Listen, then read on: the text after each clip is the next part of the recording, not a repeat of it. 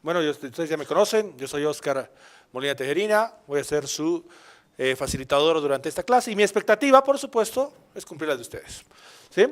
Que al final del día, cuando estemos el domingo volviendo a discutir, que veamos y volvamos a repensar en esas expectativas que nos pusimos hoy para ver si las hemos cumplido de aquí a un par de días. Y obviamente, ¿por qué les digo que esta clase es tan importante de la motivación? Primero que nada, por favor, lo que les he dicho, estamos filmando, si pueden poner sus celulares en silencio es muy importante, sí, y además se vería muy feo en el video que estén ustedes chateando, ¿verdad? Así que, por favor, les pido esa recomendación. Y por favor, siéntanse libres en cualquier momento de participar, porque eso para mí, durante esta hora y media que voy a dar esta clase magistral, un poco de la motivación de lo que representa el estudio de la economía. ¿Sí? Siéntanse libres de participar, cortarme en cualquier momento. Entonces, y voy a comenzar de hoy hacia atrás, un poquito para darnos cuenta de lo que estamos viviendo ahora. ¿Por qué?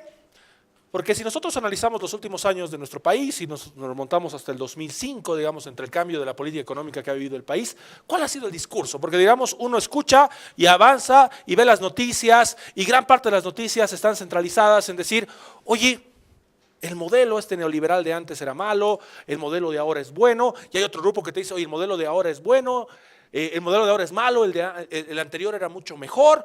Luego aparece una persona como Donald Trump que dice, oye, cambia completamente el discurso y te dice, no, ahora hay que construir muros, ¿cierto?, entre los países. Luego aparece uno de los cimientos fundamentales del desarrollo de las sociedades de los últimos años, como ha sido, ¿cierto?, el Gran Bretaña, y sale un referéndum y que dice, sale el famoso Brexit y dice, quiero salir de la Unión Europea.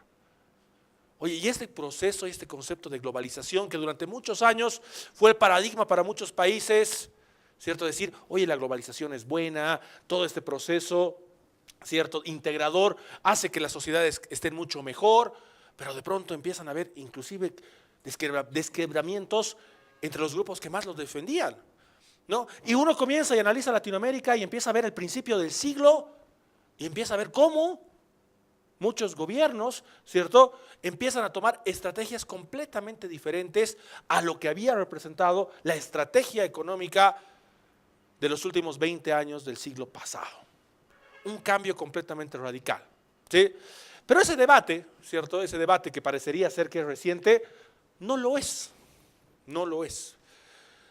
Ese debate nos puede remontar a muchos años atrás y podemos entrar inclusive a los primeros 15 años del siglo XX, cuando en ese momento, por un lado, se desata la Primera Guerra Mundial, ¿cierto? ¿Quiénes son los participantes de la Primera Guerra Mundial? Los mismos de la Segunda, más Estados Unidos y Japón, ¿no?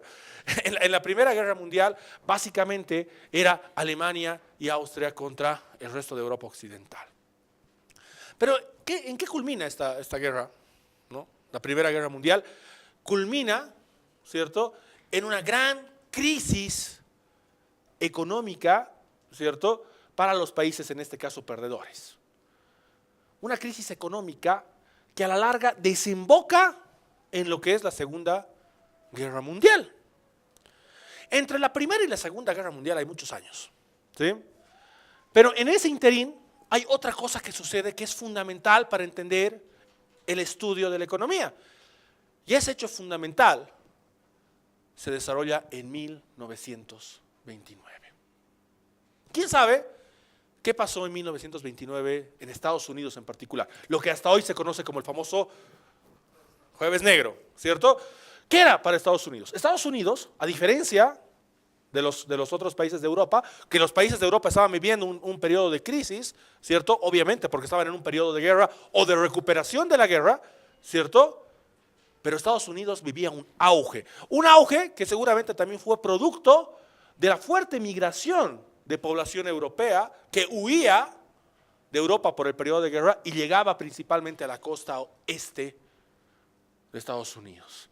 Y un desarrollo, ¿cierto?, de Nueva York como el mayor centro financiero del mundo hace que en algún momento los norteamericanos, sin entender necesariamente lo que sucedía en la bolsa de valores, ¿cierto?, se convierten a ese elemento como un hobby nacional. Era un hobby invertir en bolsa de valores. porque todo el mundo ganaba dinero, seguramente en esa época radios, las empresas de radio estaban de moda. Y hasta ese momento, todo lo que entendíamos de economía, ¿cierto? Y el análisis del entorno económico estaba basado en lo que había escrito, en lo que hasta hoy se conoce el padre de la economía, que era Adam Smith, en La riqueza de las naciones, en 1776. Imagínense, obviamente hubo muchos desarrollos en el por medio, pero hasta ahí se entendía que todo se manejaba bajo los argumentos de Adam Smith. ¿Y qué eran los argumentos básicos de Adam Smith? ¿Cierto? Que el mercado era lo suficientemente fuerte para solucionar gran parte de los problemas, ¿no? Se solucionaban rápidamente. ¿No? Esa idea que tenemos ahora de oferta-demanda, ¿no? Hay escasez, los precios suben. Hay abundancia, los precios bajan. Pero el mercado es tan fuerte que soluciona todo rápidamente. Pero de pronto llega este famoso jueves negro, donde todos los precios empiezan a caer. Todas las empresas empiezan a quebrar. La gente no empieza a conseguir trabajo. Los precios se empiezan a incrementar. Y nadie entendía qué pasaba. Obviamente ahora, muchos años después, casi 90 años después, ¿cierto? 89 para ser exacto, podríamos entender que eso es un clásico concepto de lo que ahí se conoce como una burbuja financiera. Que llega un momento en que inflas la burbuja financiera y explota. Pero en ese momento nadie lo entendía. Nadie podía entender cómo esa economía tan próspera de pronto cae.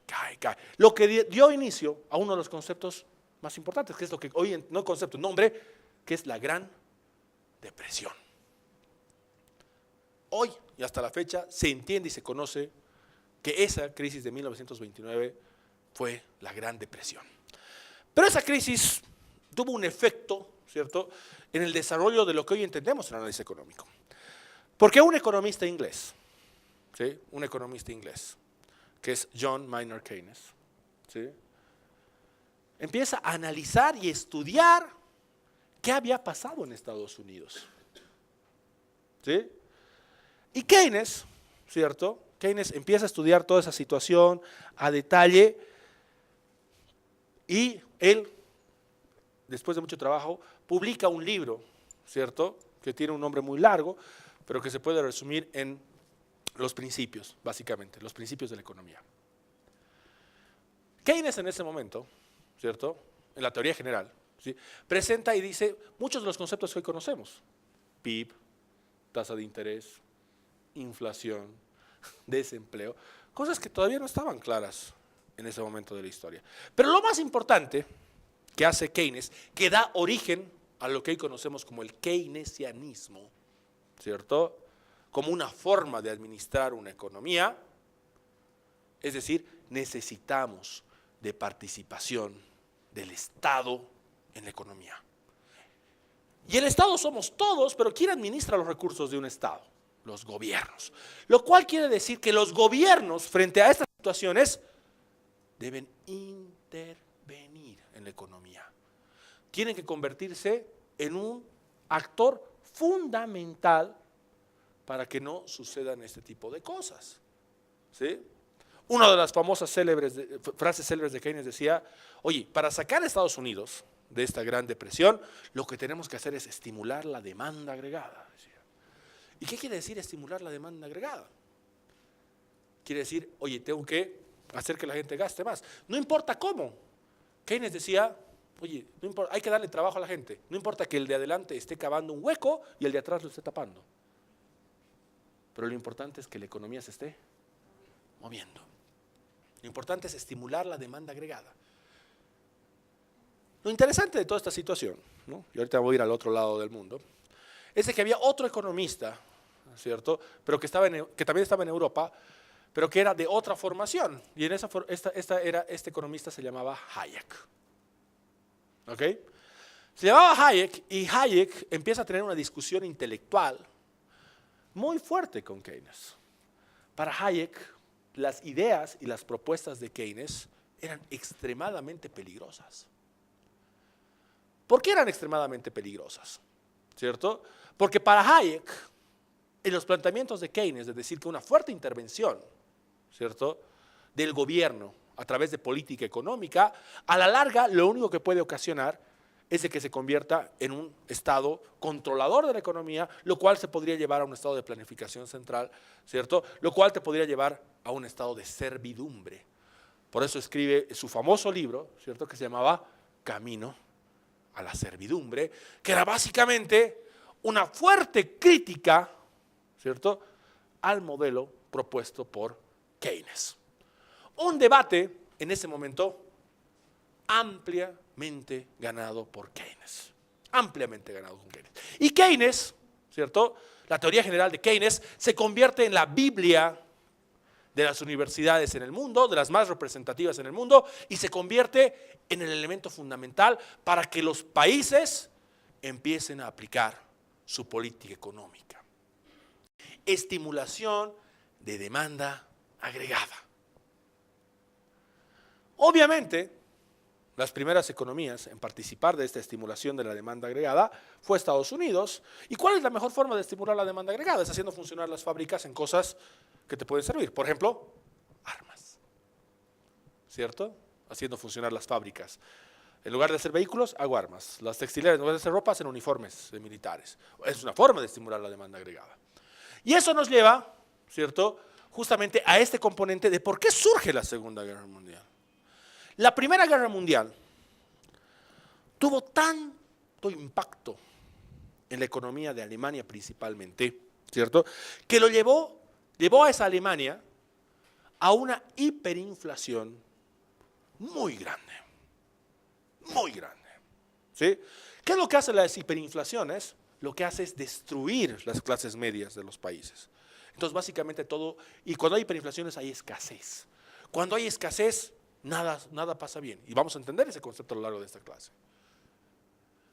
Y cuando las personas están en desesperación, y así lo decimos, cuando estás desesperado, ¿te parece, empiezas a escuchar como buena idea algunos discursos extremos, ¿sí o no? Porque si estás desesperado, algunos discursos extremos te parecen buena idea. Y ahí surge justamente el Partido Social Obrero. El Partido Social Obrero, que tenía una fuerte historia en Alemania, pero tenía un buen orador. Un excelente orador, capaz de convencer a las masas, ¿cierto?, comenzando con discursos en bares, pero que luego se iban ampliando a las bases. Este gran orador era Hitler. ¿Sí? Hitler, que tenía un odio previo muy fuerte hacia una raza en particular, los judíos. ¿Por qué? Porque desde el punto de vista de Hitler, muchas de las causas de las crisis económicas que estaba viviendo Alemania y Austria se debían a los que eran en ese momento los dueños de gran parte de los comercios de la Alemania. ¿Sí? Entonces tenía un resentimiento ya previo y su discurso extremo, ¿cierto?, hace que Hitler llegue democráticamente al poder a Alemania. Empieza elecciones y empieza a tener mucho poder en el Congreso alemán. Cuando llega el boom y se transforma en lo que era el partido nazi, ¿sí?, el discurso de Hitler era extremo. Lo que comenzó en una situación de decir, no quiero que participen los judíos en los Juegos Olímpicos, luego se convirtió en una persecución y posiblemente en el mayor asesinato de la historia de este país, del mundo, ¿sí?, lo que fue la Segunda Guerra Mundial, que dio inicio a que nuevamente los mismos países se levanten contra lo que consideraban la peor amenaza que surgía en la humanidad, la invasión nazi. La guerra se desarrolla, ¿cierto? Todos lo sabemos muy bien. Interviene Estados Unidos, después especialmente de los eventos de Pearl Harbor, ¿sí? Empieza a intervenir Estados Unidos, ¿no? Porque Estados Unidos siempre había estado mirando la guerra por satélite, o sea, de lejos. América estaba lejos del problema de la Segunda Guerra Mundial, esto se estaba desarrollando en Europa. ¿Ah? Pero interviene Estados Unidos. Pero ¿quiénes eran los aliados? ¿Quiénes estaban luchando contra los nazis? Principalmente la Unión Soviética. Obviamente Inglaterra, Francia, España y Estados Unidos, más otros pequeños países por ahí. entra Estados Unidos. Logran la victoria. Logran la victoria contra Alemania, la Alemania nazi. Y lo primero que hacen es escuchar tal vez a una de las personas que en ese momento tenía mayor fuerza, que era Keynes. Es decir, no cometamos el error que hemos cometido en la Primera Guerra Mundial, porque esto simplemente se va a generar un círculo vicioso. En la Primera Guerra Mundial, a Alemania se le aplicaron todos los costos de la Primera Guerra Mundial, la reconstrucción de todas las ciudades, lo cual eso le ocasionó, como vamos a entender en algunos minutos, esa hiperinflación. Keynes dice, no, en lugar de estar gastando dinero en Alemania, pidiéndole que nos paguen todos los objetos de la guerra, hagamos todo lo contrario. Invirtamos en Alemania, ¿cierto? De tal forma de desarrollar una nueva economía, para no estar generando estos conflictos. En todo ese periodo, Keynes era tan influyente que, por ejemplo, existe una gran reunión que se llama la reunión de Bretton Woods. En esa reunión de Bretton Woods, por ejemplo, se crean y se desarrollan las reglas de la economía, ¿no? Y en las reglas de la economía, por ejemplo, dicen, no podemos permitir que nunca más al mundo le suceda una crisis económica y, por ejemplo, hay que regular, hay que controlar. Crearemos un banco de bancos, ¿no? Porque el banco de bancos son bancos centrales, pero el banco de bancos, el Fondo Monetario Internacional, que permita controlar.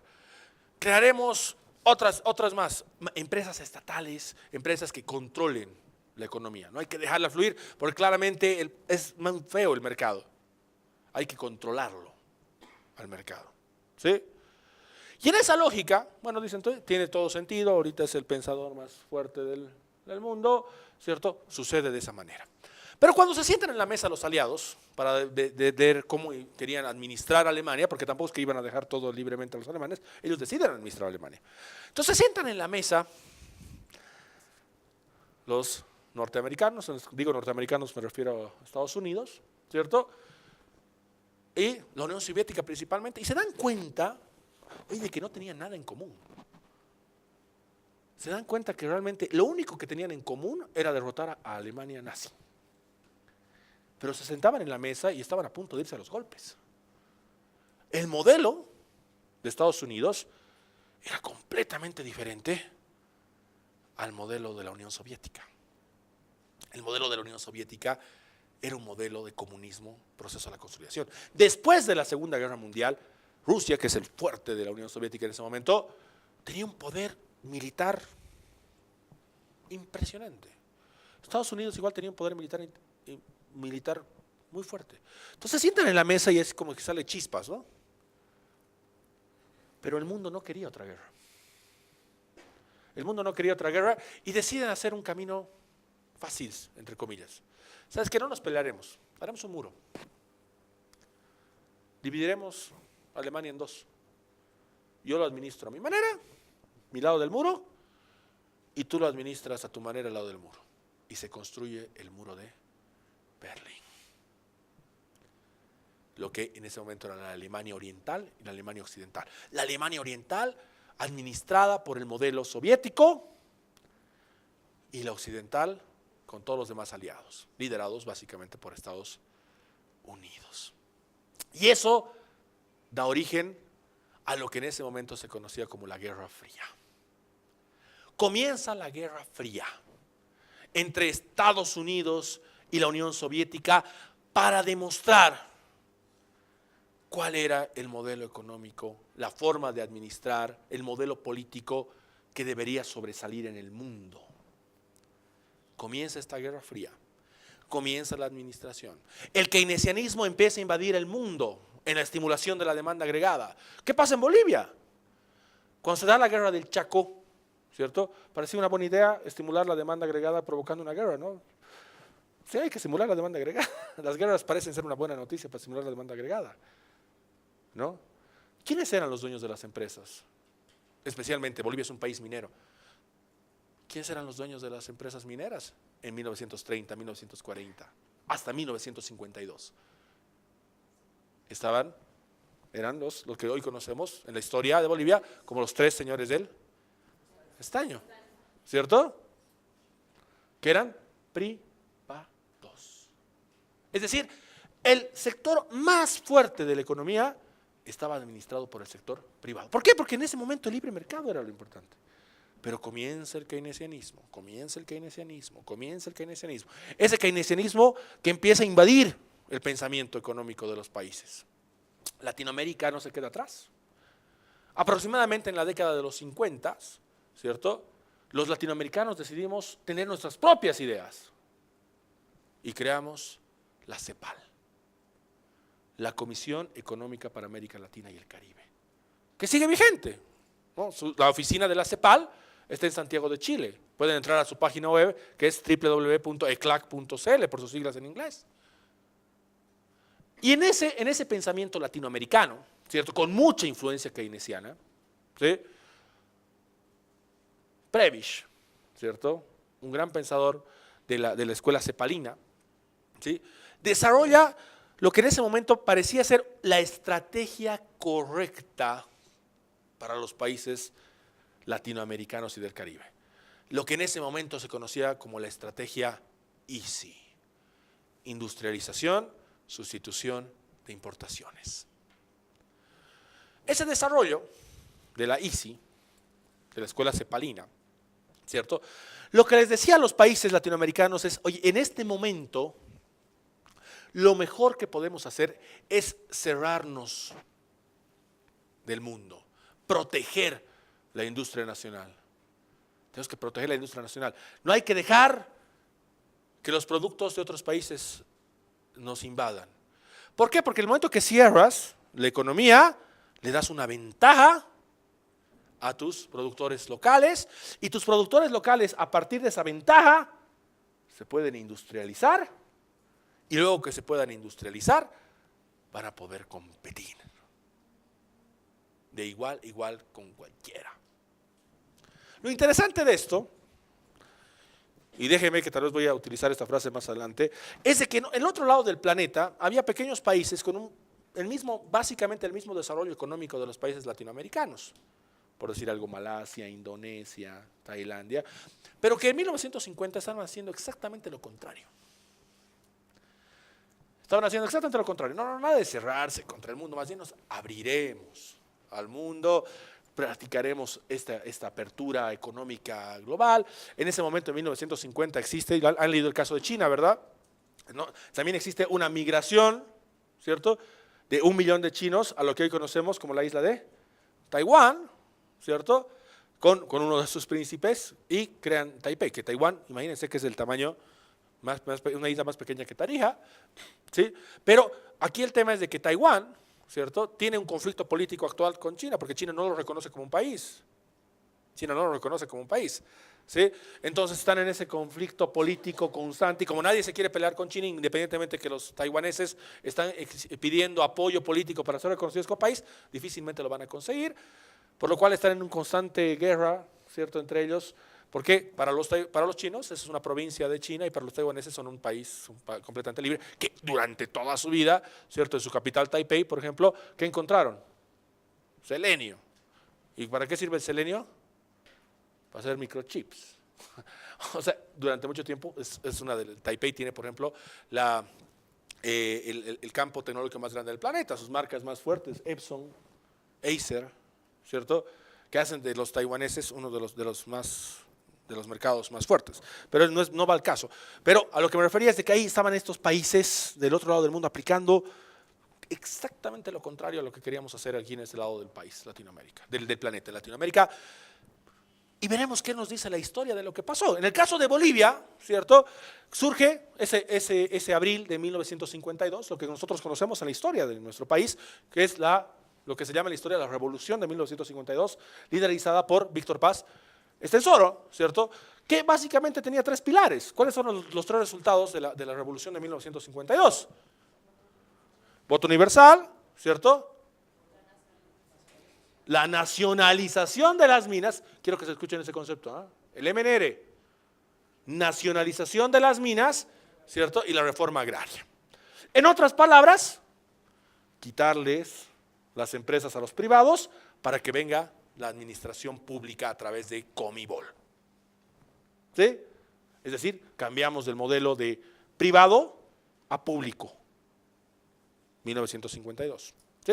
Y gran parte de los países empiezan a aplicar eso. Obviamente, empiezan a surgir muchos conflictos, porque este tipo de revoluciones, entre comillas, obviamente ocasionan separaciones dentro de los propios países, guerras civiles, conflictos, ¿sí?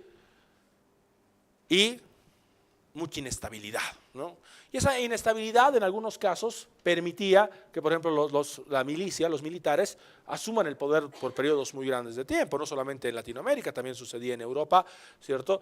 Donde los militares decidían poner el control en las sociedades, ¿cierto? De tal forma de que no sucedan cosas mucho más extremas. Pero van pasando los años, van pasando los años, van pasando los años, ¿no? Y primero que en esa Alemania controlada por la Alemania occidental, empiezan a suceder cosas extrañas, ¿no? Por ejemplo, en Inglaterra, ¿cierto? Después de la Segunda Guerra Mundial, ¿quién había ganado la guerra en Inglaterra? Churchill, ¿no?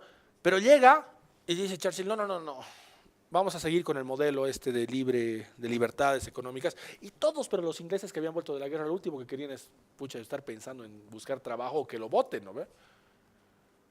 Entonces, por ejemplo, el Partido Laboralista empieza, ¿cierto?, a dominar, ¿no?, la política inglesa durante mucho tiempo, dándole mucha fuerza a los sindicatos,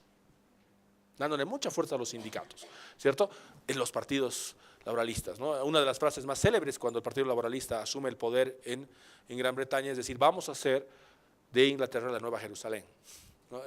Tenían ese esquema de tratar de cambiar las cosas, pero el mundo no quería estar preocupándose de que no consiguió trabajo, libertades, que vote, no quería escuchar eso. Los trabajadores habían estado peleando una guerra.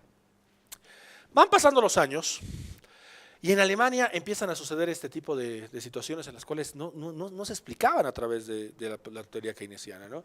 Por ejemplo, ese concepto de ver inflación, ¿no? Todos conocemos el concepto de inflación, que es el alza sostenida en el nivel de precios, y desempleo a la vez, o sea, personas que no consiguen trabajo y quieren trabajar. Pero ese concepto, de acuerdo al keynesianismo, no puede suceder. Ese concepto de inflación y desempleo se conoce como estanflación. Pero ¿cómo puede suceder si para los keynesianos se cumple la curva de Phillips? Estoy dando algunos conceptos. Es decir, ¿qué quiere decir que se cumple la curva de Phillips? Oye, inflación y desempleo están en un trade-off permanente, es decir, uno u otro, pero los dos a la vez. ¿Qué pasa aquí? Las cosas empezaron a fallar. Inglaterra empieza a fallar. Y Margaret Thatcher, ¿cierto?, entra al gobierno en Inglaterra, ¿cierto? Pinochet toma la dictadura matando a Allende, ¿cierto?, en Chile. Banzer en Bolivia, ¿sí? Reagan, Estados Unidos, ¿sí? Y Margaret Thatcher estaba así un poco, ¿qué pasa en la economía? Pero Margaret Thatcher le gustaba un librito que lo había encontrado alguna vez, ¿cierto? Y le gustaba leerlo. ¿Adivinen cómo se llama ese libro? ¿De quién era el autor de ese libro? Hayek. El libro que leía Margaret Thatcher era Camino a la servidumbre. ¿Y dónde estaba Hayek, que había perdido todo ese debate con Keynes durante mucho tiempo atrás? Nadie le quería dar trabajo a Hayek, pero consiguió trabajo en una universidad en Estados Unidos, la Universidad de Chicago. Y en la Universidad de Chicago, Hayek conoció a otro gran profesor muy influyente, que era Milton Friedman, que compartían muchas de sus ideas, pero Margaret Thatcher empieza a intercambiar correspondencia con Hayek y le dice, oye, grandes de las cosas que tú dices en tu libro están empezando a suceder en Inglaterra. Hayek le respondía y le decía, lo dije, 40, 50 años después, ¿no?, del dominio del keynesianismo. Y empieza a suceder y Margaret Thatcher, la dama de hierro, por eso se la conoce de esa manera, empieza a implementar políticas contracíclicas, completamente contrarias a lo que decía el modelo keynesiano, ¿no? O sea, empresas deficitarias, hay que cerrarlas. O sea, ¿por qué vamos a mantener empleados públicos si las empresas no están generando dinero? En otras palabras, oye, o cerramos o lo transmitiremos al privado, que tiene mucho más poder, ¿no? Pero ese tipo de políticas ¿son populares? Para nada populares, ¿no? Para nada populares, ¿Por qué? No son para nada populares, porque estás despidiendo a la gente. Entonces los sindicatos salen a las calles y en Inglaterra se declara la huelga general. Thatcher estaba por caer, hasta que un país le hace un gran favor. ¿Quién sabe quién es ese país? La Argentina. ¿Qué hace la Argentina? Va a tratar de recuperar las Islas Malvinas, que estaban bajo el control de los ingleses. No, pues invade, se sabe la invasión de los argentinos a las Islas Malvinas. Thatcher sale, aquí señores, no hay más huelgas, estamos en guerra, nos tenemos que ir a la guerra, nos vamos todos adelante. Se va a la guerra, recupera rápidamente las Malvinas. ¿Y qué es lo que pasa cuando una persona, en este caso un líder, un presidente, gana una guerra? Es aclamado por las masas, su popularidad sube tremendamente. Entonces, cuando tienes poder popular, ¿cierto? Puedes hacer lo que te dé la gana. Es como que imagínense que algún presidente en Bolivia recupere el mar, ¿no? Si un presidente en Bolivia te recupera el mar, ¿cierto? Logramos tener acceso a... Imagínense su popularidad. 90%, ¿quién votaría por él? No. O sea, ¿quién le discutiría? ¿Ustedes creen que algún sindicato pequeño, ¿cierto?, se atrevería a discutirle? No, porque sabría que saldría el soberano a decir, no la molesten, a ver, acabamos de ganar una guerra. No la molesten a Margaret Thatcher. Esa victoria, ¿cierto?, en la guerra de las Malvinas, le da el poder político suficiente para implementar políticas, ¿cierto?, completamente contrarias al keynesianismo. Políticas que también estaban acompañadas por Reagan en Estados Unidos, ¿sí? Y aquí en Latinoamérica es Pinochet, ¿cierto?, que después del populismo de Allende, que Chile estaba en una tremenda crisis económica, ¿cierto?, empieza a agarrar el control de la economía chilena, ¿sí? Y lo que hace Pinochet es mandar a un grupo de jóvenes economistas chilenos a que se formen. ¿Dónde? Chicago. Lo que da origen a lo que hasta hoy conocemos como los Chicago Boys. Los Chicago Boys empiezan a administrar la economía chilena de acuerdo a su formación de Friedman, de acuerdo a la formación de Hayek, que era el libre mercado. ¿Cómo hemos podido aplicar keynesianismo, control estatal? Es lo peor que puedes hacer. Friedman recibe el Nobel de Economía. Cuando una persona está recibiendo el premio Nobel de Economía, sale un chileno y le lanza un tomate, diciendo que por su culpa su país estaba como estaba. Porque en el caso de Chile, se aplica el modelo neoliberal, ¿cierto?, a punta de pistola. A punta de pistola. ¿Cuál huelga? Dictadura. ¿Cuál huelga? No, aquí no hay huelgas. Huelga, muerto, muerto, muerto, muerto, muerto. Muchas de las críticas a la aplicación del modelo económico chileno, ¿cierto?, decían que la única forma de que funcione era a punta de pistola, lo cual era bastante complicado, porque salvo que creas en Maquiavelo, el fin nunca justifica los medios, ¿verdad? Y ese resultado en Chile lo sigue persiguiendo hasta ahora, ¿no? Independientemente de que los resultados efectivamente se han dado de la aplicación correcta del modelo, ¿sí?, fue a punta de pistola. En Bolivia, vamos a los 70s. En los 70s en Bolivia, en el mundo, ¿cierto?, estamos en la dictadura de Banzer, ¿ok? Estamos en la dictadura de Banzer. En la dictadura de Banzer hay otro suceso importante, ¿cierto?, que sucede en el mundo.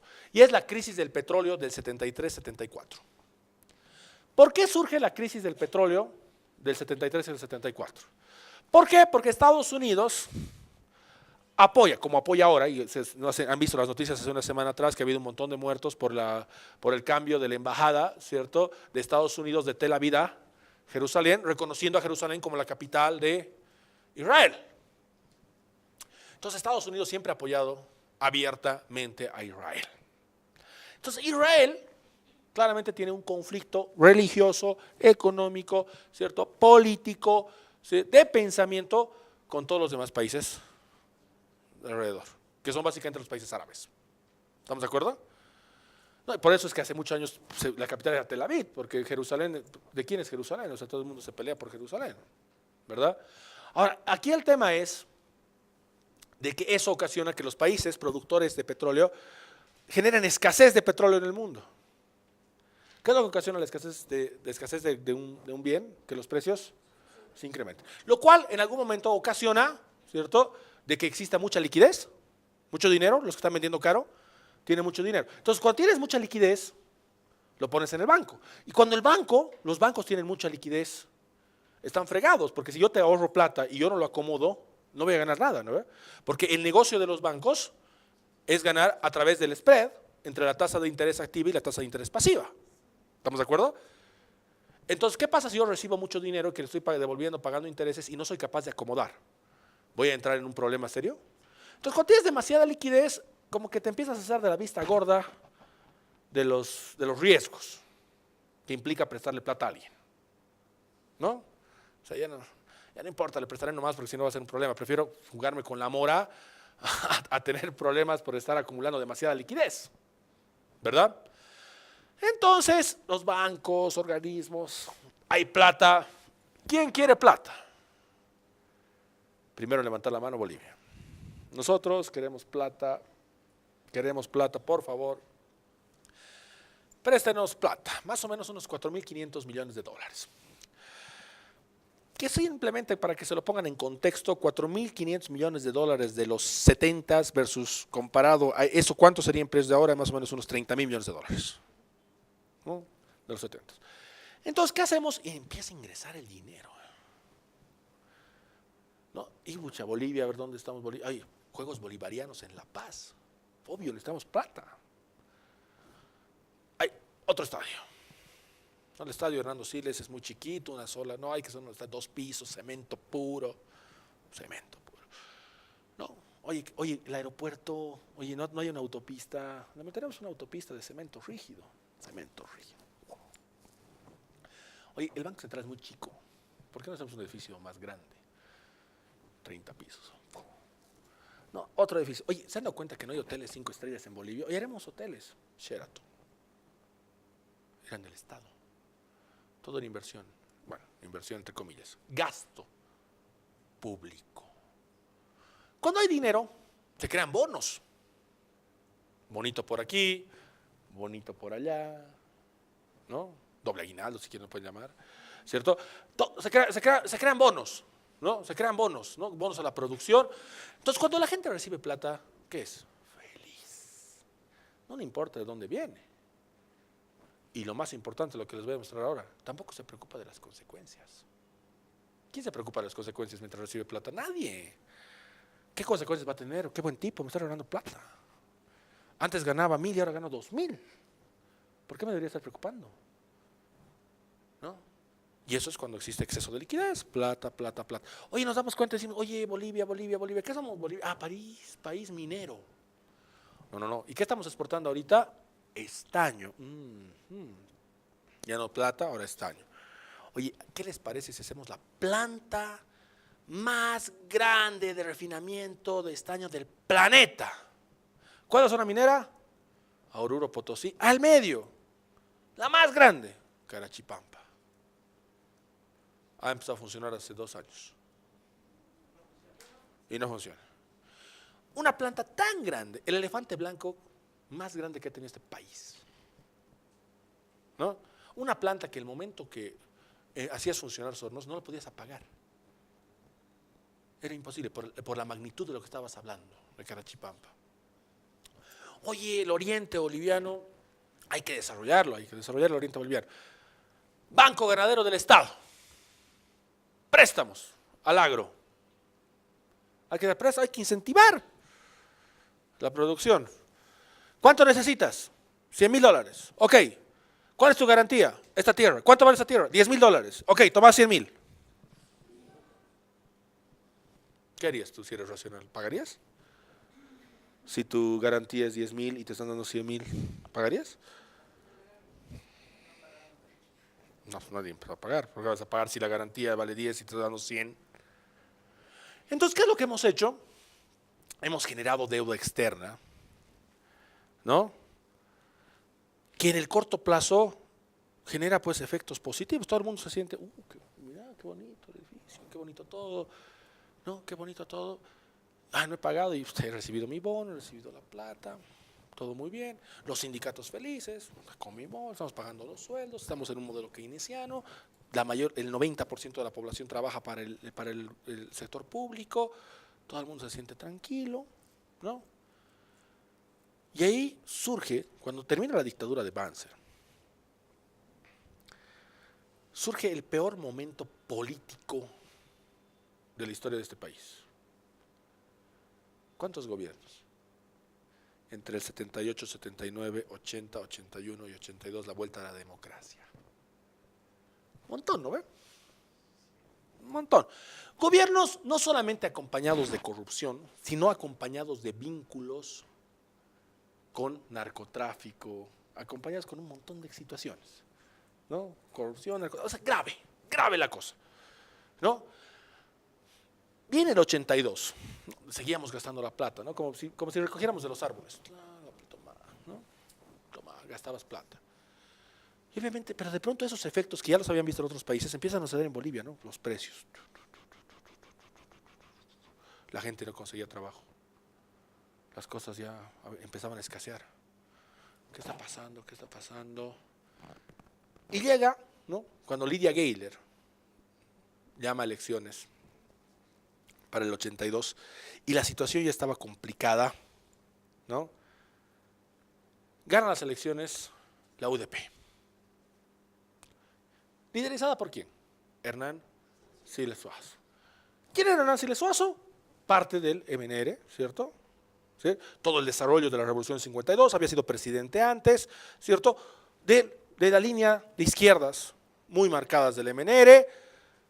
Entonces dice, bueno, la crisis. Y de pronto, el 82, 83, Víctor Paz era su vicepresidente que renuncia, ¿cierto? 82, 83, 84, 85 y de pronto la cosa explota en Bolivia. Nadie lo podía entender. Y yo se los voy a explicar ahorita qué es lo que ha pasado. Lo que les voy a explicar ahorita nos ha conseguido, y no es un orgullo, un capítulo en todos los libros de macroeconomía del mundo. El caso boliviano. El único país en tener hiperinflación sin haber perdido una guerra. Esa es la verdad. No se compara la hiperinflación venezolana con la que hemos tenido en el 85. 14.000%. Claro. Ahí están por ahí. Están en ese paso. Estamos de acuerdo. Los venezolanos están en ese paso. Pero yo les voy a explicar qué ha pasado. Y se los voy a explicar con una historia, una analogía. ¿Ok? Se los voy a explicar con una analogía. Pensemos en una familia estándar. ¿Ya? Una familia estándar que tiene dos componentes principales, ¿cierto? Ambos trabajan, ¿cierto? Son los soportes de la familia, hombre, mujer, ¿cierto? Y hijos, varios hijitos. Y los gastos de cualquier hogar, ¿no? Todos ustedes tienen un hogar, ¿verdad? Todos saben que hay gastos, hay que pagar la luz, hay que pagar el agua, hay que pagar el colegio, hay que pagar la comida, sabemos nuestros gastos, ¿no? Ustedes como familia, ¿sí? Lo que hacen es que al final del mes dicen, oye, ¿cuánta plata tengo disponible después de pagar lo que tengan que pagar de impuestos, qué sé yo? Y digo, aquí está mi plata disponible, ¿no? Y en función de esa plata tú tienes dos decisiones, o consumes o ahorras. ¿Estamos de acuerdo? Así de simple. Ok, pensamos en esta misma analogía de esta familia que sabe que a fin de mes va a recibir 2.000 bolivianos. Sabe que a fin de mes va a recibir 2.000 bolivianos. Entonces viene el primer hijito y le dice, papá, mi mesada. Escuche, mira hijito, estamos en meses complicados, no estamos trabajando muy bien, ni tu papá ni tu mamá, ¿cierto? No están trabajando bien, así que este mes tu mesada es 300. Entonces lo ves al hijo abrir sus ojos. ¿Qué? ¿Cómo que 300, papá? ¿Qué te pasa? ¿Sabes qué, papá? No nos estamos entendiendo. Si no me das 1.000 de mesada, yo aquí te hago un lío bárbaro. No te voy a dejar ir a trabajar, te voy a romper los vidrios de la casa. Y el papá le cree al hijo, este hijo está loco, ¿no? Y le dice, no, a ver, tranquilo hijo, ya, a fin de mes te voy a entregar 1,000. Tranquilo, vas a tener 1,000. Ah, ya papá, gracias. Ah, se va, ¿no?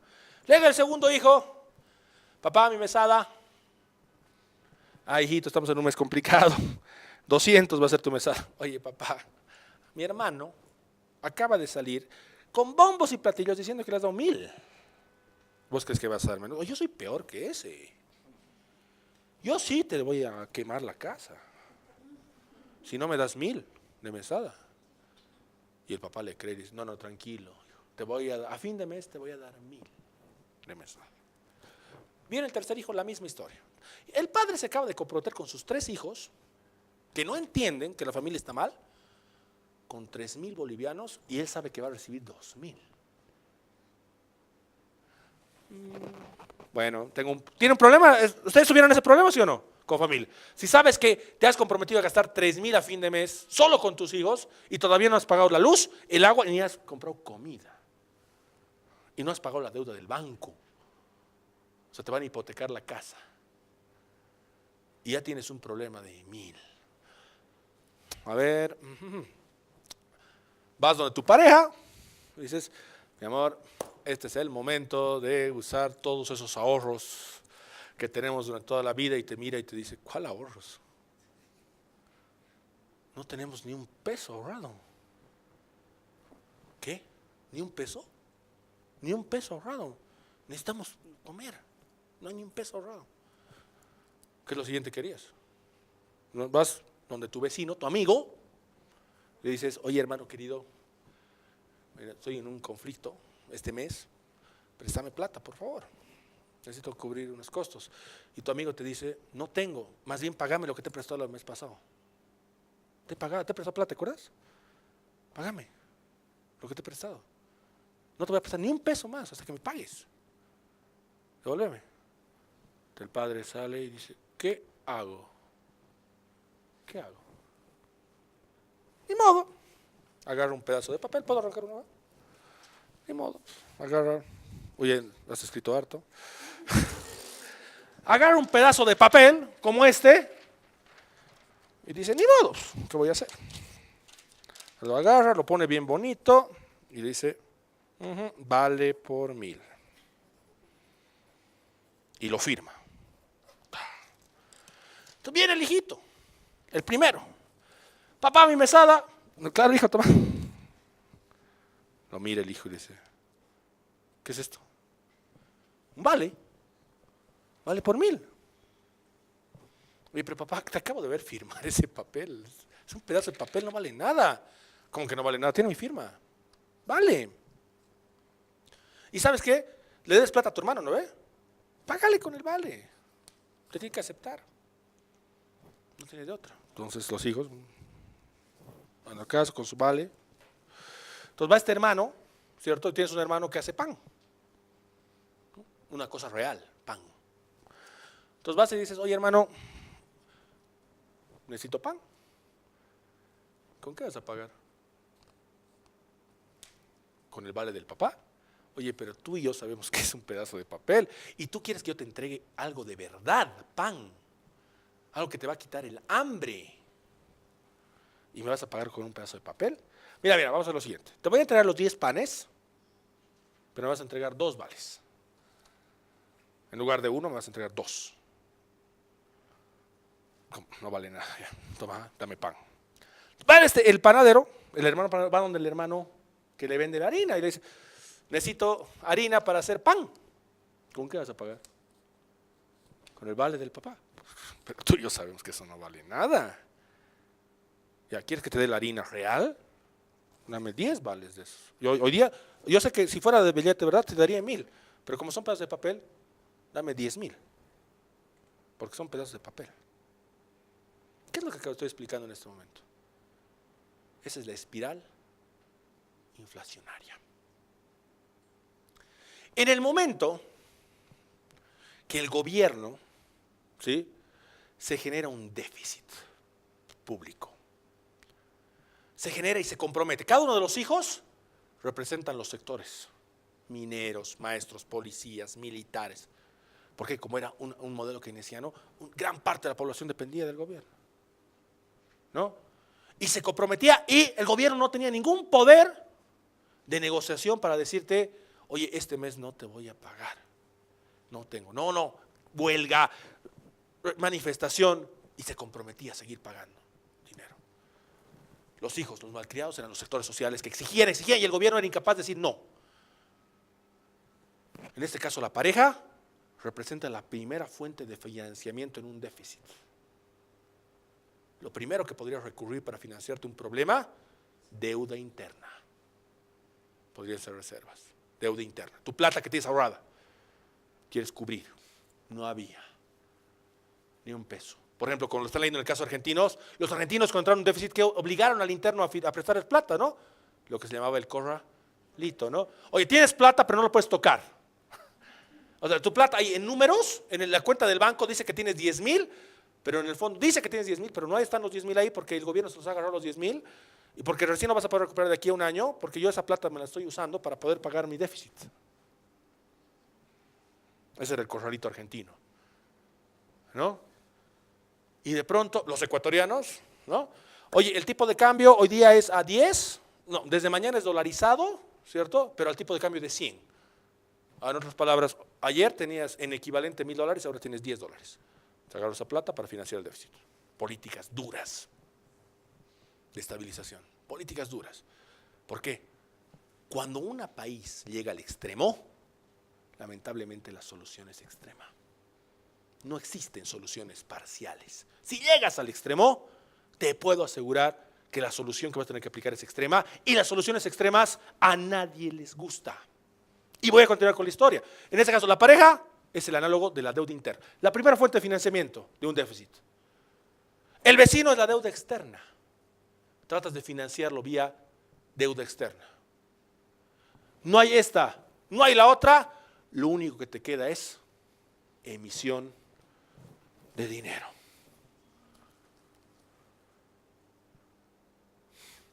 Este cheque tiene circulación legal a nivel nacional y sirve para pagos de transacciones públicas y privadas. 1 millón de pesos bolivianos. Banco Central de Bolivia. Páguese al portador. Los vales del papá.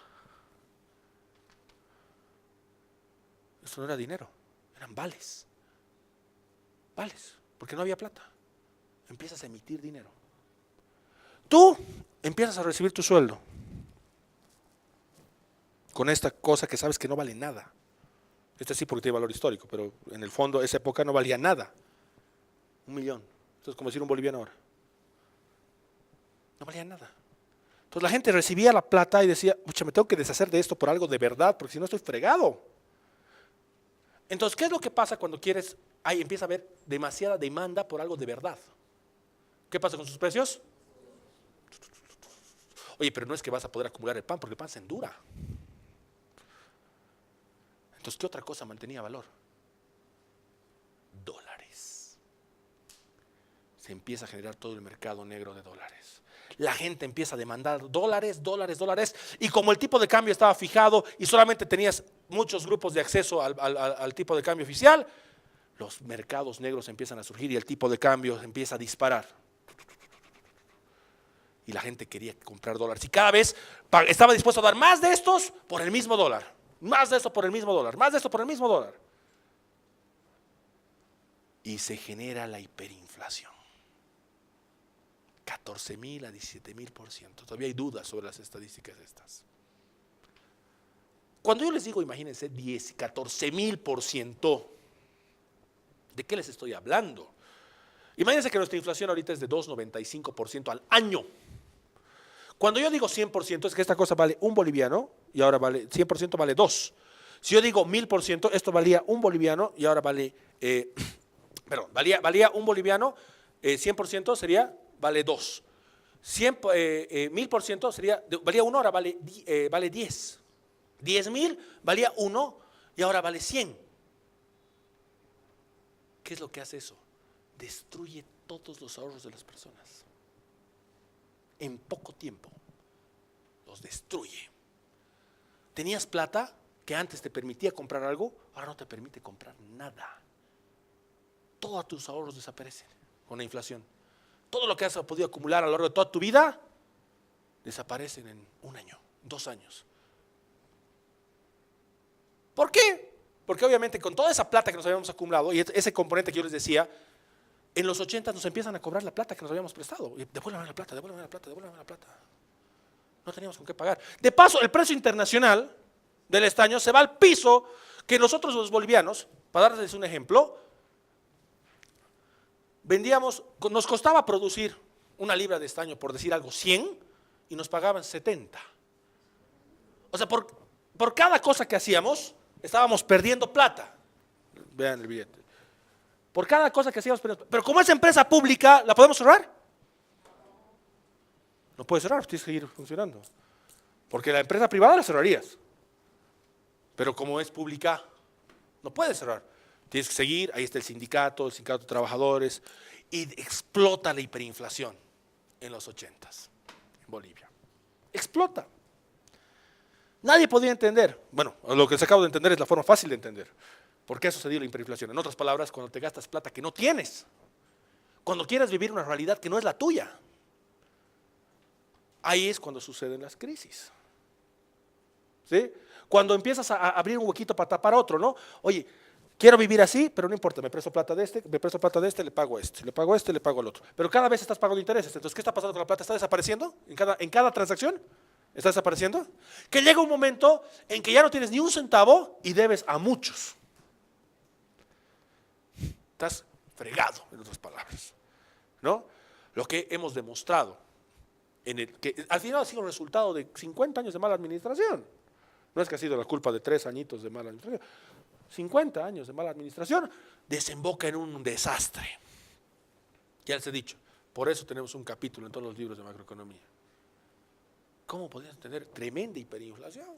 Que seguramente los venezolanos también se la van a ganar ahora, ¿no? Se la van a ganar por hacer malas cosas, ¿no? Por creer. Y cuando salía la crisis del 82 y entra Hernán Siles Suazo dice, a ver, Keynes ha sacado a Estados Unidos de una peor que esta. ¿Cómo? Estimulando la demanda agregada. Hay que estimular la demanda agregada. Gasten más plata, más emisión.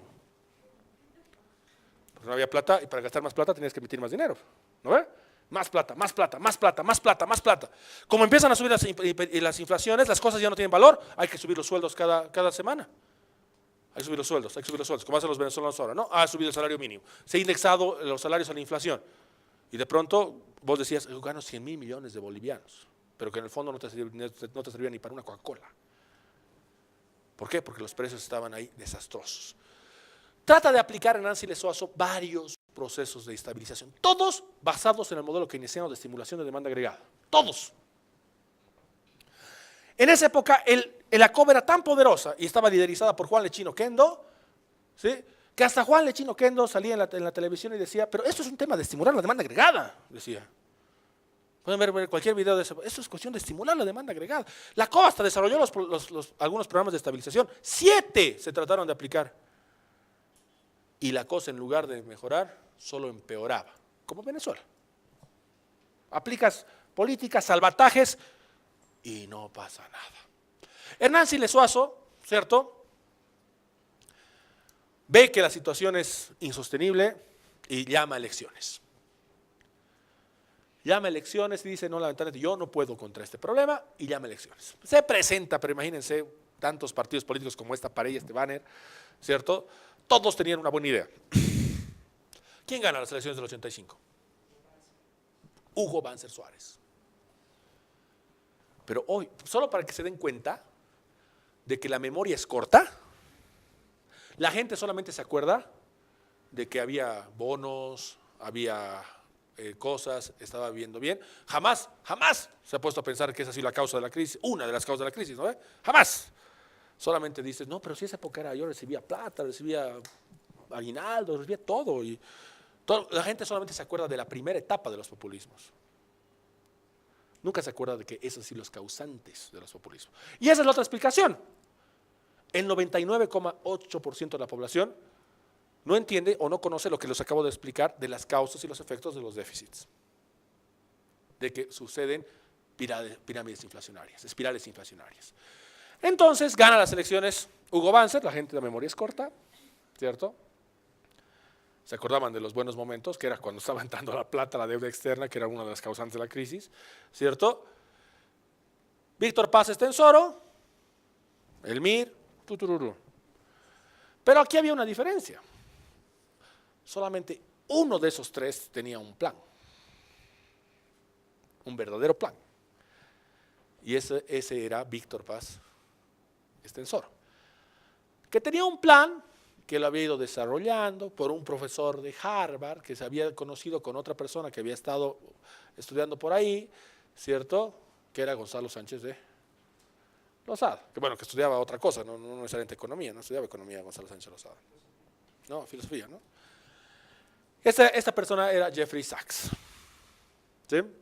Jeffrey Sachs tenía un ayudante chileno, Felipe Larraín, más otro grupo de economistas bolivianos, empiezan a desarrollar, ¿no?, el modelo. Entonces, el único que tenía un plan era Víctor Paz Estenssoro.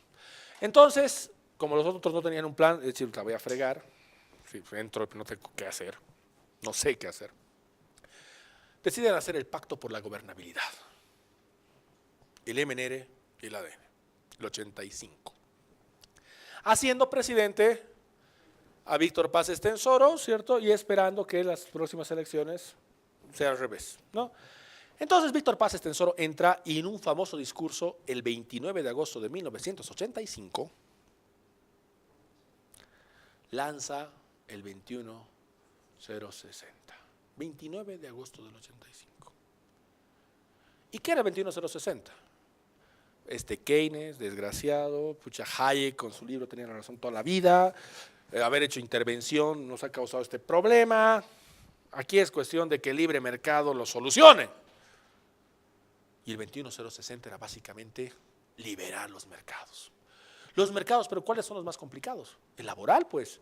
Porque cuando liberas el mercado laboral, ¿qué le estás diciendo a las empresas? Haz lo que quieras. En otras palabras, estás perdiendo plata, disminuye tus costos. ¿Cuál es el más fácil de disminuir? Botas gente. Eres libre de hacerlo. El 21060. Oye, hay que liberar los aranceles que nos invadan productos de afuera para bajar los precios. No hay otra. Nos tienen que invadir para que nos puedan bajar los precios. Oye, ¿cuánto está el estaño? ¿Cuándo andan los mineros? Comibol. Cierren Comibol. Es deficitaria esa empresa. ¿Para qué la vas a tener ahí? La marcha por la vida. Hasta tiene su canción, ¿no? De Rico, ¿no? Empieza la mayor marcha de la historia de los mineros hacia la paz. No entendían por qué estaban cerrando el Comibol. Desde el punto de vista del modelo neoliberal, lógico, si estás perdiendo plata, lo cierras, pues. Pero todo el mundo entendía, ya ni modo. La hiperinflación cae de golpe a 200%. De golpe. Los precios caen con la aplicación del modelo. Eso es a lo que yo les digo, que lamentablemente cuando llegas al extremo, la solución es extrema. Venezuela, me digan lo que me digan, ¿cierto? La única solución que tiene es aplicación de modelo neoliberal extremo para salir de su problema. ¿Y saben lo que ocasiona el modelo neoliberal extremo en el corto plazo? Protestas, guerras civiles, la gente se levanta porque no entiende por qué ha perdido su trabajo. Pero como la has embarrado durante tantos años y lo has puesto en quiebra a un país, no queda de otra más que solucionarlo de esa manera, ¿no? Y comienza, pero el modelo persiste porque la mayoría de la población veía que las cosas bajaban, ni modo, los mineros deciden buscar otras fuentes de trabajo, un grupo de ellos decide irse al Chapare, ¿cierto? A generar algo coca, ¿sí? Pero las minas ya no eran un buen negocio para los bolivianos. Y había que seguir produciendo cosas. Oye, hay que cambiar los impuestos, hay que cambiar, quitaremos 6 ceros, era peso boliviano, lo volveremos otra vez boliviano como era antes, le quitaremos 6 ceros para que no estemos ahí gastando las cosas en miles de millones, ¿no?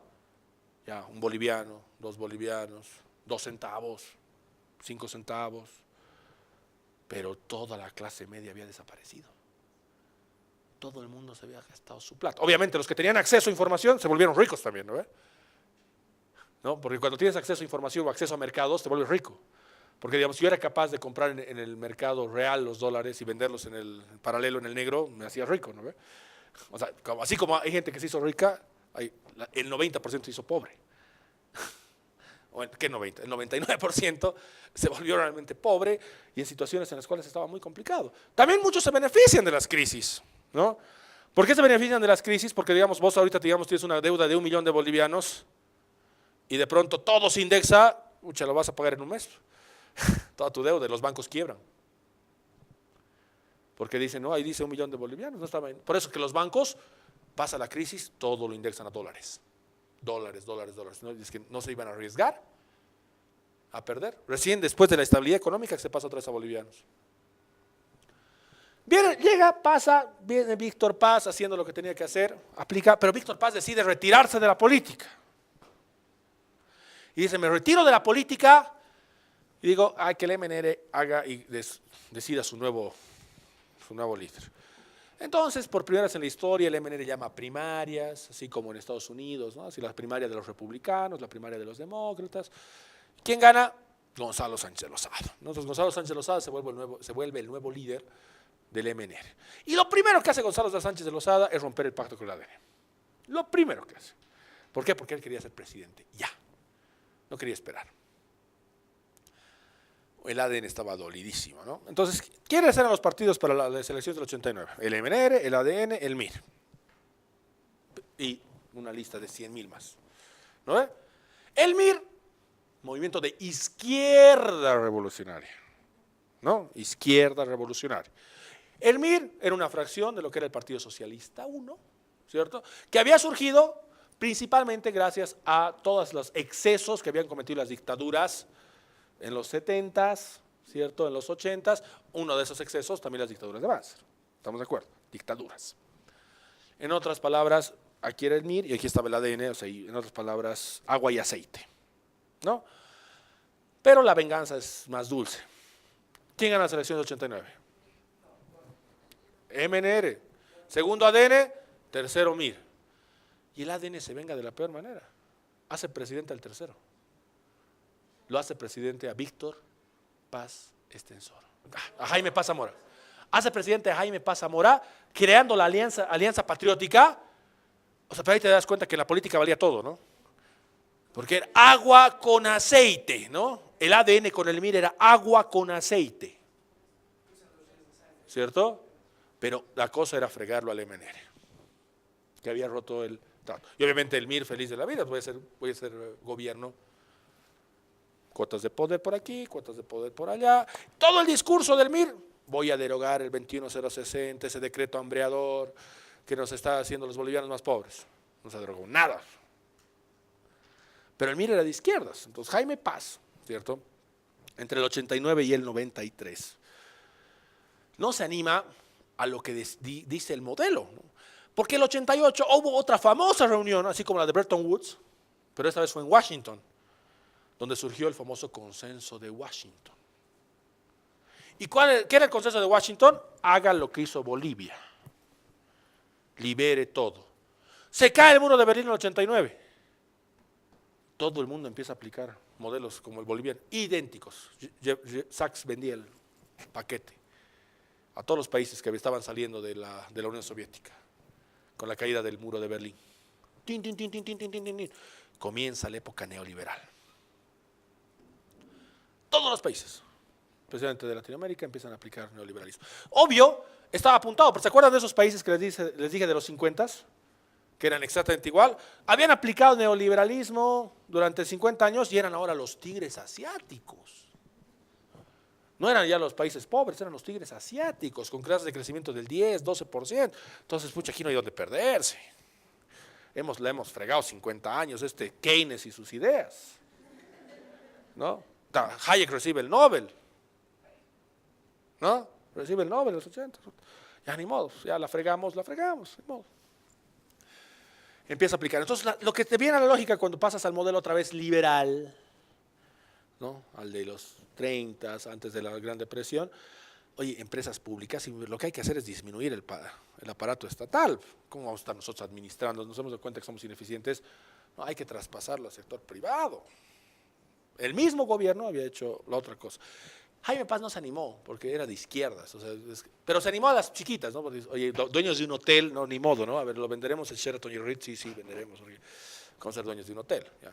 Eran lógicas, si quieren, esas privatizaciones, ¿no? Pero las grandes, no. Las grandes eran, pues, mucho más complicadas. No se anima. Hubo un superávit comercial de Bolivia en el 92 aproximadamente, y fuimos al Mundial, es un buen año, ¿cierto? El 93 fuimos, no, el 93 clasificamos, ¿cierto? Con Jaime Paz era, y luego entra Goni, que gana las elecciones y es presidente en el 93. Goni ya era el presidente cuando fuimos al Mundial en el 94. Y Goni se esperó los 4 años, vuelve a las elecciones. Si se hubiera esperado la anterior, la historia tal vez sería diferente ahora, yo les digo, pero nadie tiene una máquina del tiempo. En este momento, 93, y todo el proyecto de Goni, de Gonzalo Sánchez Lozada, se basaba en su famoso plan de todos. Y su famoso plan de todos tenía algunos pilares fundamentales, y esos pilares fundamentales estaban en la capitalización, ¿cierto? La participación popular, que iba acompañada de la descentralización administrativa, ¿cierto? La reforma de pensiones y la reforma educativa. Gana Gonzalo, pero tiene que hacer un montón de acuerdos para llegar al gobierno, ¿no? O sea, entonces, cuando haces acuerdos políticos para generar gobernabilidad, lo que tienes que hacer es dar cuotas de poder, ¿estamos de acuerdo? Tienes que hacer eso, tienes que dar cuotas de poder. Entonces, en ese momento entra y empiezan a aplicar el plan de todos.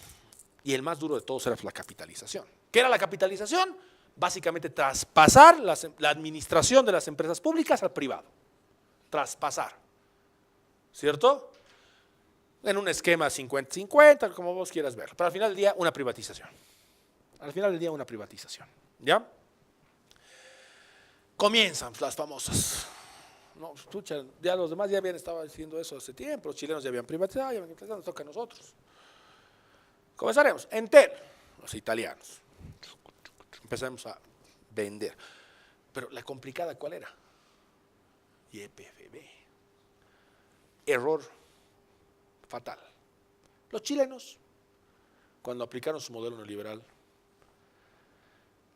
privatizaron todos menos ¿qué? Codelco.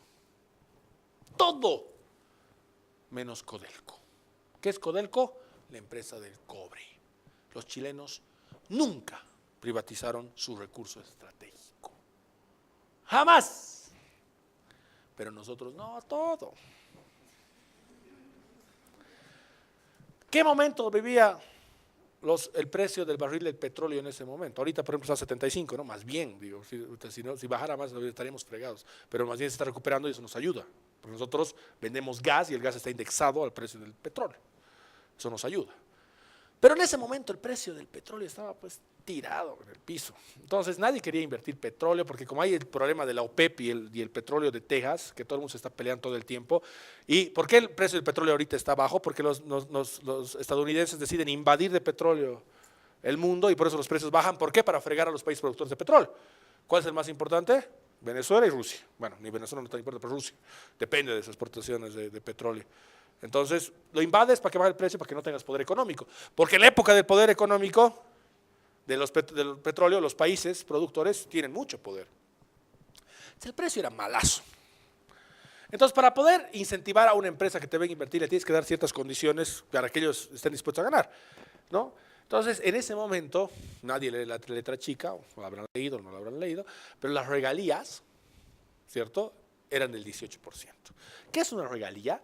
Una regalía es un impuesto por la explotación de un recurso no renovable, ¿cierto? En inglés se lo conoce como el royalty, ¿no? Pero es el impuesto por la explotación de un recurso no renovable, 18%, nada, ¿no?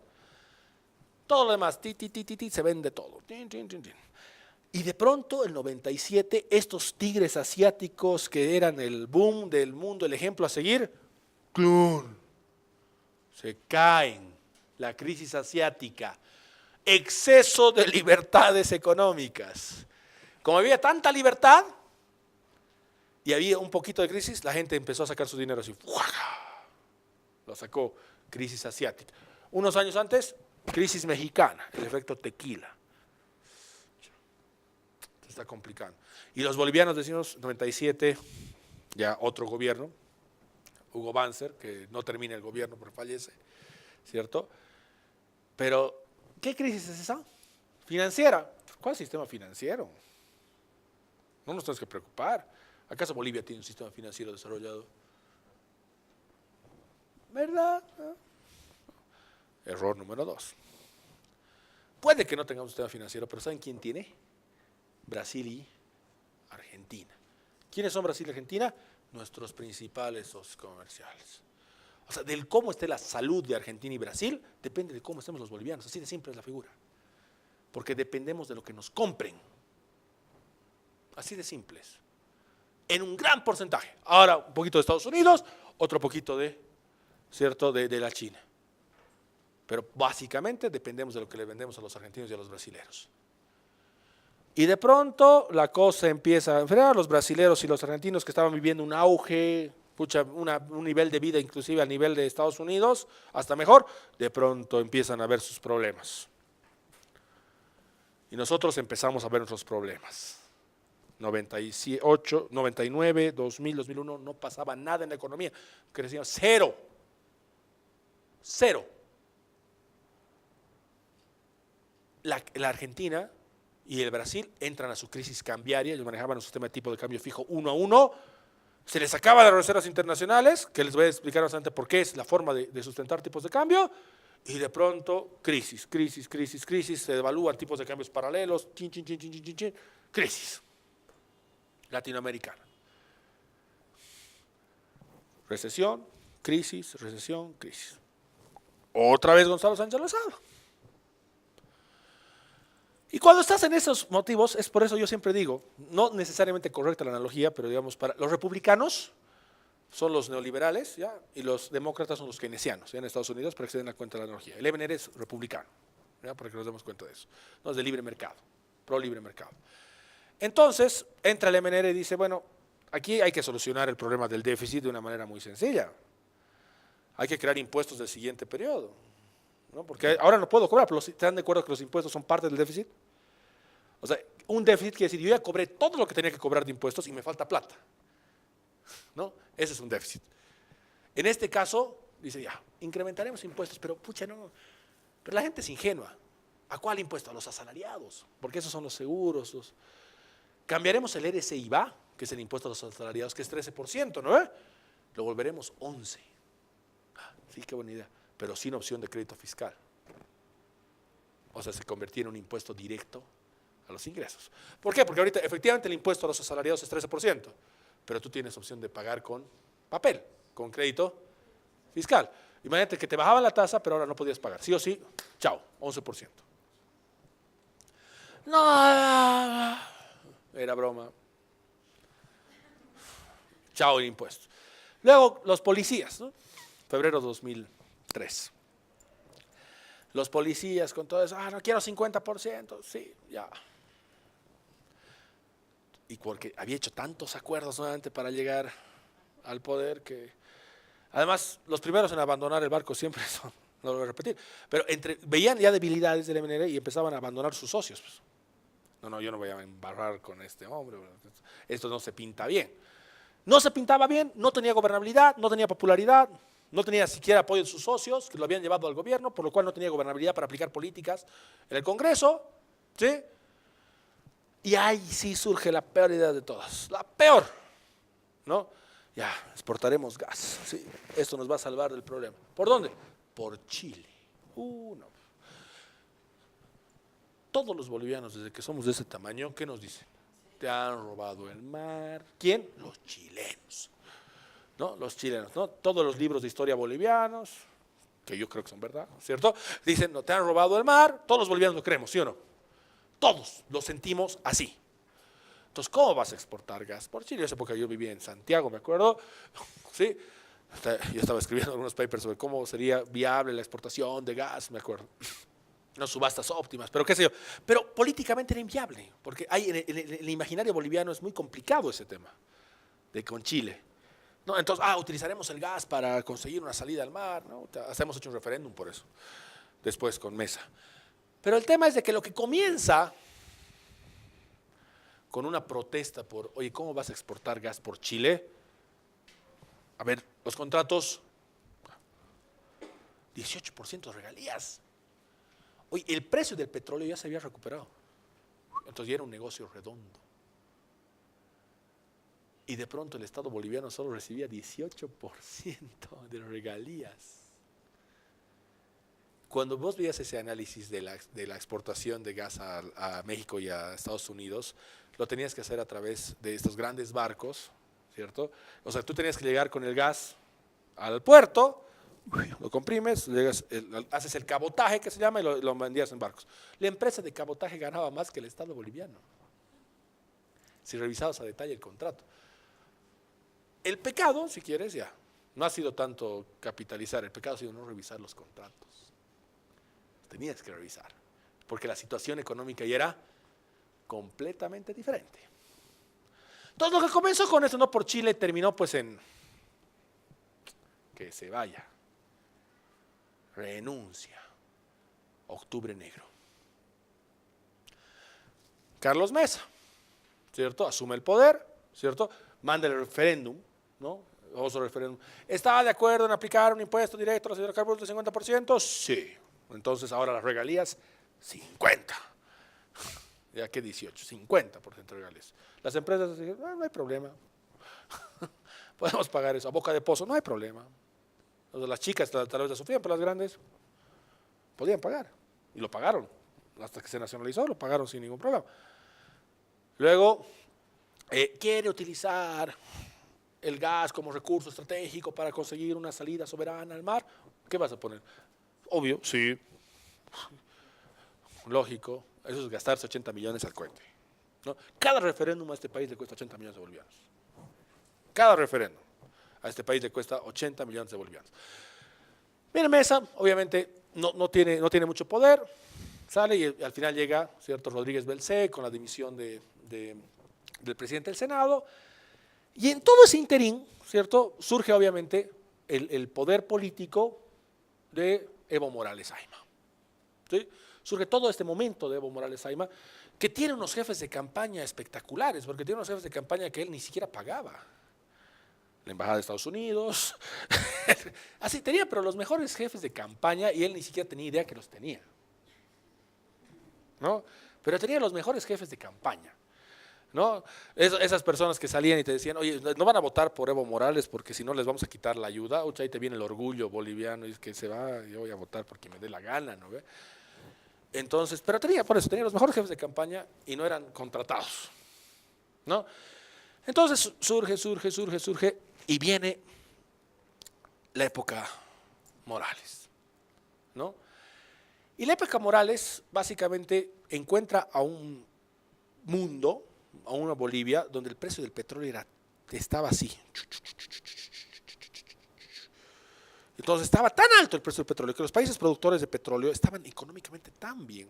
Y obviamente ahí estaba Hugo Chávez en Venezuela, que trataba de liderizar un nuevo movimiento político en Sudamérica y en Latinoamérica, siguiendo la lógica cubana, ¿cierto? Que como tienes plata, puedes financiar muy bien, mucha plata Venezuela, mucha plata. No hay pruebas, pero seguro se han financiado campañas de todas las izquierdas de Sudamérica. Pero aquí el tema es de que cuando surge Morales, ¿cierto? Aquí es bien interesante, ¿no? No, Hayek es un desgraciado. Keynes tenía la razón. Y vuelve nuevamente el keynesianismo al mundo. No a Bolivia, al mundo. Vuelve el keynesianismo. No, control estatal. La única forma de que esto funcione es con control estatal. ¿Dónde está el librito de Keynes? Sí, ¿dónde están los neokeynesianos? Sí, vengan otra vez a administrar esto, por favor. No, los liberales no, es mala palabra. Neoliberalismo es mala palabra. Mala palabra. Esos que promueven el libre mercado están locos. Aquí los keynesianos funcionan. ¿Qué es el keynesianismo? Control estatal. Entonces, ¿qué es control estatal? Nacionalizar. ¿Quién nacionalizó el 52? El MNR, ¿no? ¿Quién nacionalizó ahora? Morales Ayma.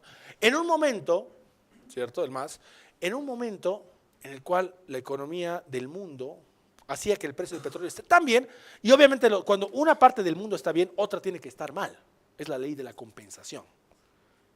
Cuando Latinoamérica estaba bien, ¿quiénes estaban en crisis? Europa y Estados Unidos, la crisis del 2008. Lo cual obviamente representó para Bolivia la mayor cantidad de ingresos por exportaciones. No es que hemos producido más cosas, las hemos vendido más caras, que es diferente. Entonces, cuando las vendes más caras, recibes mucho más dinero. Y cuando tienes dinero y popularidad, porque hay que admitir que no ahora, pero durante muchos años, el presidente Morales tuvo y todavía tiene una gran popularidad. Entonces, nuevamente, como lo estábamos en el caso de Thatcher, cuando tienes popularidad y tienes gobernabilidad, puedes aplicar políticas. Nacionalizaciones, capitalizaciones, compras por aquí, compras por allá, crear empresas, que a la larga es así, por ejemplo, sabemos que ocasionan problemas. Pero todo el punto de esta historia quiere decir que nos tenemos que dar cuenta de una cosa bien importante. Hay ciclos. Nada raro que otra vez de aquí a unos años, no es que Keynes nos ha vuelto a fregar la vida, que hay que aplicar nomás libre mercado. Pero aquí la conclusión, y tal vez la reflexión más importante, es de que pensemos que no hay extremos buenos, ni tampoco hay políticas recetarios. Durante muchos años la crítica del recetario del Consenso de Washington fue ampliamente criticado, porque pensar de que todas las economías son iguales es un error. Todas las economías tienen diferentes características y a sus características hay que saberles aplicar. Pero tampoco hay que cometer el error, ¿cierto?, de generar déficits, porque ya les he dicho lo que ocasiona los déficits. ¿Han visto el billetito? Eso es lo peor que le puede pasar a una economía. Cuando todavía crees que el discurso tuyo sigue siendo el único bueno, te vuelves como Venezuela. No, es que está bien lo que estoy haciendo, el mundo es el que está mal. Esta hiperinflación no existe, son datos. La gente muriendo de hambre, no, mentira. La gente saliendo de mi país, no, aquí están viviendo felices. Obviamente, porque ciertos grupos todavía se sienten empoderados, pero el grueso de la población está mal. Cuando tú ya te das cuenta de que empiezan a suceder síntomas de que tus modelos están empezando a fallar, lo prudente es darle un vuelco. Pero si ves los síntomas y no tomas la medicina correcta, un resfrío se puede convertir en neumonía. ¿Se dan cuenta? Porque los resfríos pueden durar 2, 3 días, 2 curas, no pasa nada. Pero ya si se vuelve neumonía, vas a tener que ir al hospital, te van a tener que pinchar, vas a estar un mes fregado. Cuando dejas que la enfermedad avance y se convierte en una enfermedad grave, el tratamiento va a ser complicado. Y los tratamientos complicados siempre te vuelven más pobre. ¿Por qué? Medicinas más caras son costosas. Y vas a estar menos días sin trabajar, porque tienes que estar en cama. La misma analogía de un paciente es lo que le sucede a la economía. Cuando nosotros somos gerentes, directores de empresas, ¿cierto? Todo podemos controlar en las decisiones, salvo que las reglas del juego. Yo sé que voy a entrar a jugar a una cancha donde yo no he colocado las reglas. Las reglas en la forma que se esté manejando la economía, la está manejando el gobierno. Imagínense el caso de una empresa como Ametex. Estaba basado en las reglas, todos conocen el caso de Ametex, ¿cierto? Estaba basado, su ventaja competitiva estaba basado en que en ese momento Bolivia estaba tan bien con Estados Unidos que Estados Unidos nos otorga el ATPDA, que era una preferencia arancelaria para textiles, maderas y joyas. Es decir, podíamos vender todo a 0% de aranceles a Estados Unidos. Y gran negocio, empezamos a terciarizar aquí, empezamos a vender nuestras marcas, las empresas norteamericanas empiezan a producir aquí en Bolivia, lindo. Pero solamente eres competitivo porque tenías 0 de arancel. Nos peleamos con Estados Unidos, pues, ¿creen que nos van a mantener sus beneficios comerciales? A ver, fuera de Bolivia, ¿qué? ¿ATPDA para Bolivia Renovación? No, no, no, que pague los aranceles. Si nos está insultando cada día, ¿por qué les vamos a estar manteniendo aranceles? ¿Cuánto tardó en quebrar esa empresa? Una empresa jamás puede basar su ventaja competitiva en variables que no controla. Tú siempre tienes que basar tu ventaja competitiva en variables que puedes controlar. Por eso es tan importante, y en el caso de Bolivia en particular, el estudiar el entorno macroeconómico y económico en el cual me estoy moviendo.